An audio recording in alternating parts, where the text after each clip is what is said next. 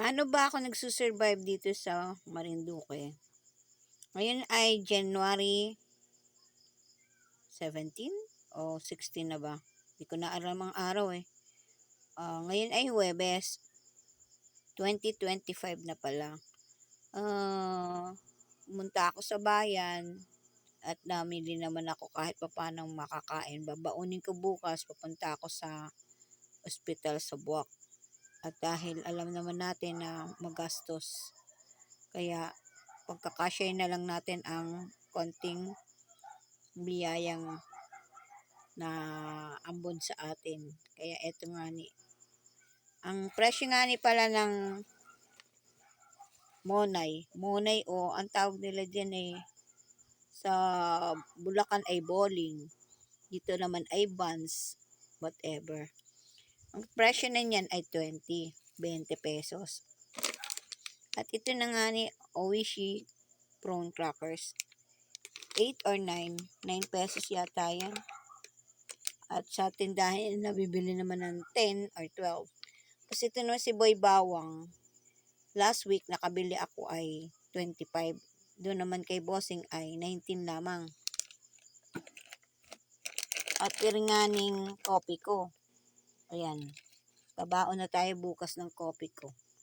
Para hindi na tayo bibili ng kape dahil maaga tayong maparoon sa Buwak na ospital. 14 na nga. Ayan. Dalawa. Twin pack. Sa iba ay 15 pesos yan. Sa bagay, nagtinda ako 15 pesos ang bentahan ko niya. At ito nga palang premium great taste. Bigay lamang pala rin ni Ellen sa akin kahapon. 20 pesos ilang gram? 25 grams. Ganyan ang presyon din eh. At itong Silver Swan ay 9 pesos. Yung maliit nito ay 7 pesos. Ilang grams ba to? Wow, hindi ko na alam. Hindi ko makita yung grams eh. 200 ml. Ayan. Medyo maliit yan ay 7 pesos. At ito nga ni palang 555. Thanks kay Aileen. Sa aking BFF na si Aileen. Siya ang nag-introduce sa akin itong Spanish style sardines ng 555. Pinakamura sa grocery. Ayan. 33. Kay Bossing yan sa ibaawan. Kung magkano yan. At meron na rin tayong Lucky 7. Pag wala tayong mauulam, ay pwede tayong manghingita dyan ng papaya. At alagyan na lang natin ng malunggay at papaya. Ayan, 22 lang. Ay, dati 21 lang yan 17. Bakit parang biglang tumaas? Nakalimutan ko kasi last month kung paano ako namimili eh. Ayan, 35 naman itong Saba. Abay, si Saba ay dati yata 33. Parang ganun. Nakalimutan ko eh. Hindi ko kasi na-compare last month kung magkano pa. Last month is still hindi pa ganun kalaki. Last month is 2024. So, lagi naman akong namimili kay Bossing kasi may mura sa kanya, may mahal. Compare mo doon sa mga tabi-tabi nila mga groceries doon. So, also, kailangan talaga nag-iikot pa tayo bago tayo mamimili. And shout out to my brother, Brian Wicklin. Nakuha ko yung technique na yun. He is an English from UK. Englishman na kuya-kuya ko. Dahil siya ay aking kliyente nung ako'y nasa Manila pa as legal consultant. Sa Malaysia kasi, sa Kuala Lumpur, during the times that we're doing some legal case, we used to stay at Kuala Lumpur for 10 days. Of course, kasi kailangan naming pumunta sa embassy, sa immigration, sa dalawang embassies, UK embassy, tapos yung British embassy, tsaka Philippine embassy, and also saan pa ba? Immigration, KL immigration, Malaysia immigration, and Ministry of Foreign Affairs. And the last that we haven't been to is yung sa Police Department, which I hope one of these days, hopefully, makabalik tayo sa Malaysia for some legal cases na i-follow up natin. Anyways, back to our pag pag-hauling. Hauling daw to eh. Eto nga pala, meron tayo dito hilaw na saging. 6 na piraso. Oh, same mo. 10 pesos lang. At usong-uso talaga ngayon. Shout out kay Tita Alice. Tiyang Alice na nagatinda rin sa palengke ng Buenavista. At ito nga ni pala meron tayong 5 pirasong. Ay, 4 lang palang piraso. 5 piso na ire. Pero malalaki naman. At meron tayong itlog dito. Kumukulo pa rin. Actually, ito ay 9 pesos sa iba. Pero meron lang nabibili ngayon 7.50 or 8 pesos. At itong dalawang bawang. Yan, si Boy Bawang. Ito totoong bawang na. Itong hindi dapat nawawala sa atin bawang. Kasi pantabay ng masamang espiritu. At saka, pampababa ng high blood. Kinakain ko to ng hilaw eh. Lalagay ko lang niya sa suka na maanghang. At 1 piraso lang yan a day. Mababawasan ng ating kolesterol. So, yun nga pala ay 14 pesos. At itong ilang piraso bang bawang ay sibuyas. Ayan o. 2, 4, 6. Ayan. 10 piso. Pumayag naman 10. Pero ay kay bossing ko lahat binili. And shout out po sa inyo. At ito nga ni po pala, meron pa sila tinitingi-tinging mantika. Kalahati daw ng lapad, which is 23 pesos. Gatagal pa naman sa atin yan. Kasi yung aking olive oil ay masyadong nagagamit ko na. Kailangan ko yun sa gulay. Sa salad dressing. At meron nga po pala tayong nabiling ginamos. Ginamos is bagoong. Last month ko pa ito binili. Ito 30 pesos. Pero utay-utay ko naman yung ginagamit kasi bawal tayong masyadong maaalat.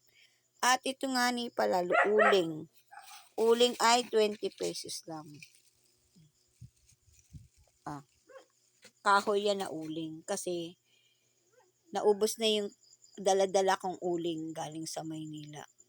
5 months na mga ba naman. At saka, yung iba pang uling na ginawa ni Ellen ng, ano ba yan?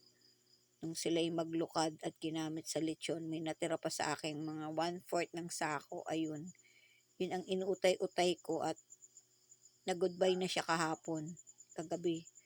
At hinahaluan ko nga pala, sinasamahan ko pa yan ng mga siit ng kahoy. Yung maliliit baga na itumba ng ng puno ng sampalok pala yun.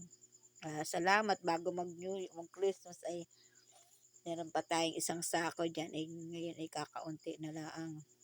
Ayan ang nagamit ko, dagdag na rin sa para humaba ang buhay ng uling. Let's see kung hanggang kailan hanggang kailan maaabot ring uling ko. At sabi ng aking binilhan na si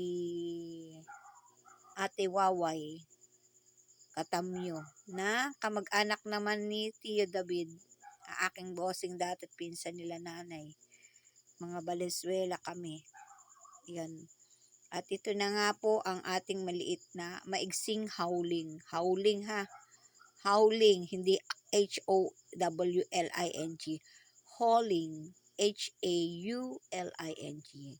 Hauling dahil maraming mga nag-hauling kumbaga sa YouTube.